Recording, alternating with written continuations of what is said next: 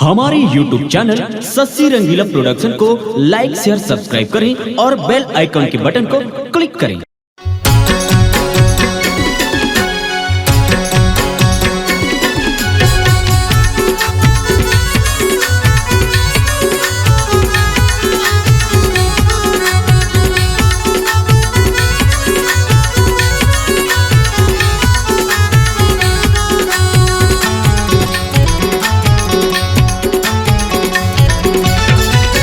सोलह साल के लिखे कहानी ला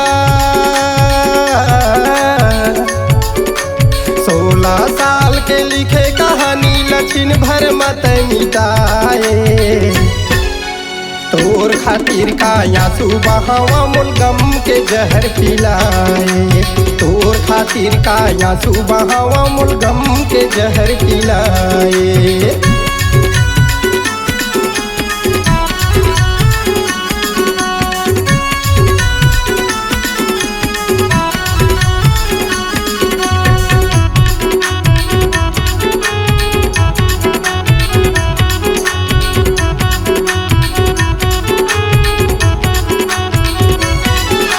नहीं बनाऊ मैं लैला के मजनू, नहीं घुमाऊ गली में पगला बन के।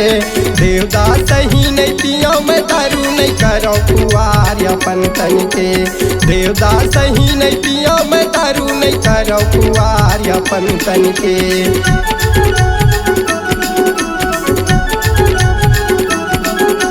नहीं बनाऊ मैं लैला के मजनू, नहीं घुमाऊ गली में पगला बन के।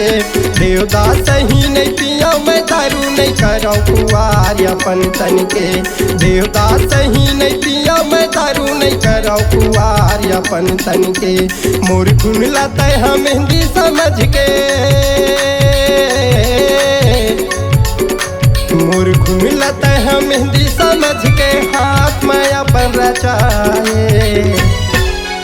तोर खातिर काया सुबहवा मुल गम के जहर पिलाए। तोर खातिर काया सुबहवा मुल गम के जहर पिलाए।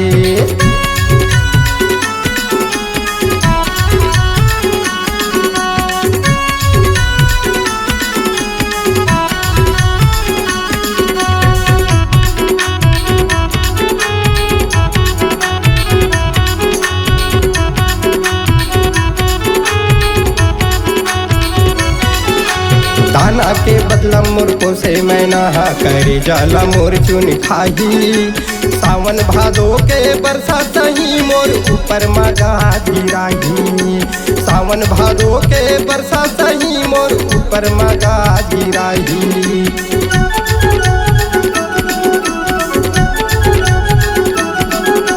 दाना के बदला मुर्को से मैं नहा करे जाला मोर चुन खाही। सावन भादो के बरसा सही मोर ऊपर मगा गिराही।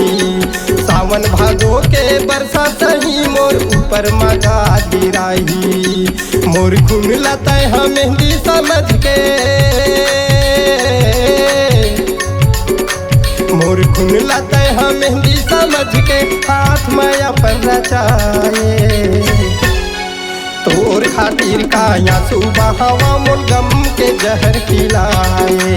तोर खातिर काया सुबहवा मुल गम के जहर पिलाए। तोर खातिर काया सुबहवा मुल गम के जहर पिलाए। तोर खातिर काया सुबहवा मुल गम के जहर पिलाए। तोर खातिर काया सुबहवा मुल गम के जहर पिलाए। तोर खातिर काया सुबहवा मुल गम के जहर पिलाए। हुए कलाकारों को दे रही है नाम, आप भी दीजिए अपनी आवाजों को पहचान। चले आइए Sassi Rangila production high digital audio video recording studio Manki Mungeli. Mobile number 708936668823।